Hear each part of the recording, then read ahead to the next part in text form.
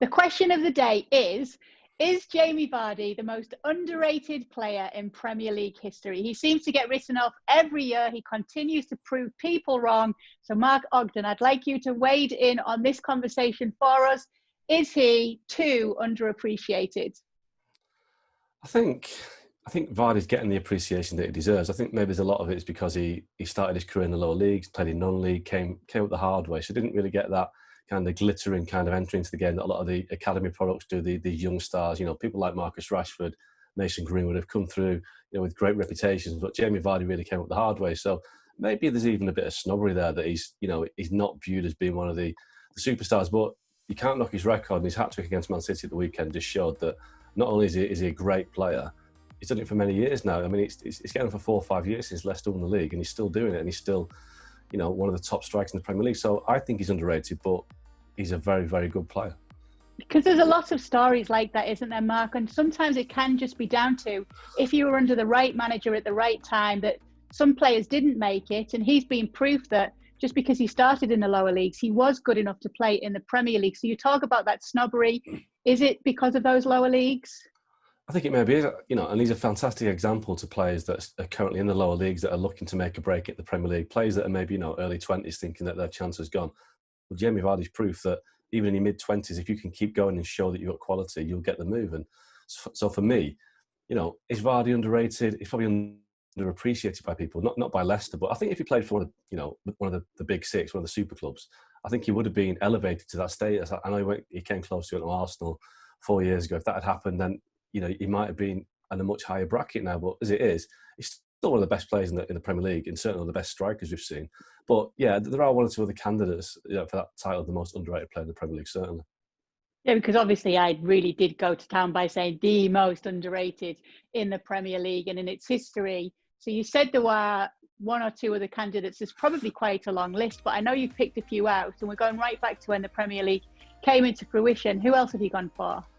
Well, the first one that springs to mind is Dennis Irwin, who played for Man United for the first 8 or 9 years in the Premier League, and Dennis Irwin won everything that you could win at Man United. He was a regular Premier League winner, FA Cup winner, League Cup winner, European Cup winner, Champions League winner, and he was so reliable that Sir Alex Ferguson always said he never made a mistake. Dennis Irwin, he could play right back, left back, but because he was a defender, people tend to kind of overlook the fact that he was a key player in the team. I think when he retired, he was the most decorated player in Man United's history. I think Ryan Giggs went past that eventually, but Dennis Irwin was a crucial part of that great United team in the 90s, and he does get overlooked because he wasn't flashy. He wasn't a standout character. He was just very good at his position.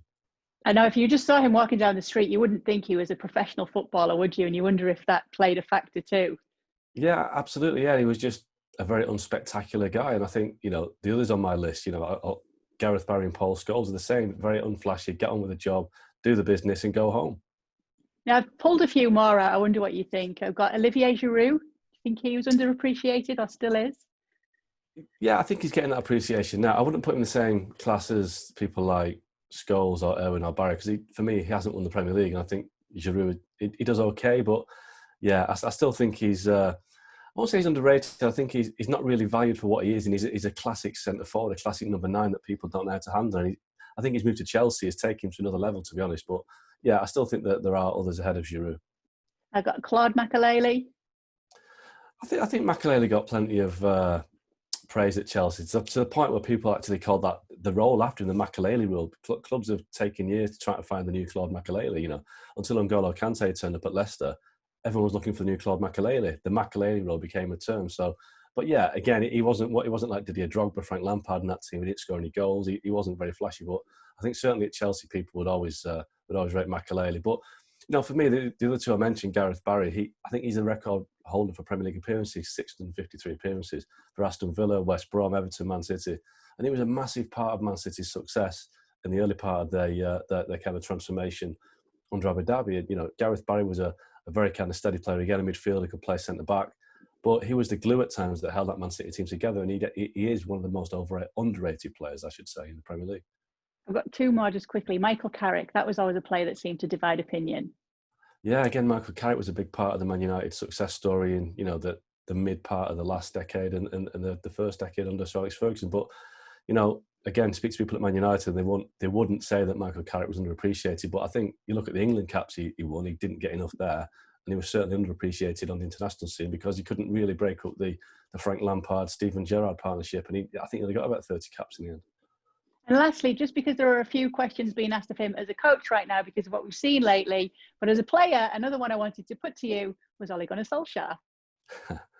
Yeah, well, Ole Gunnar Solskjaer was, super sub, wasn't he? He was the guy that used to go off the bench and score the goals, and I think he's probably the most famous substitute in the history of the game. He scored so many late goals as a sub that he was kind of billed as a sub when people don't realise how good a player he was, what a great finisher he was. So he was a fantastic goal scorer, but the fact he played so many games as a substitute kind of diminishes the status he should have. But yeah, Solskjaer was definitely a great player. So it's a good conversation always to ask who is the most underrated player in the Premier League, and whether Jamie Vardy's underappreciated or not, I don't think he probably cares that much. Thanks so much for watching ESPN on YouTube, and for more sports highlights and analysis, be sure to download the ESPN app, and for premium content and live streaming, subscribe to ESPN Plus.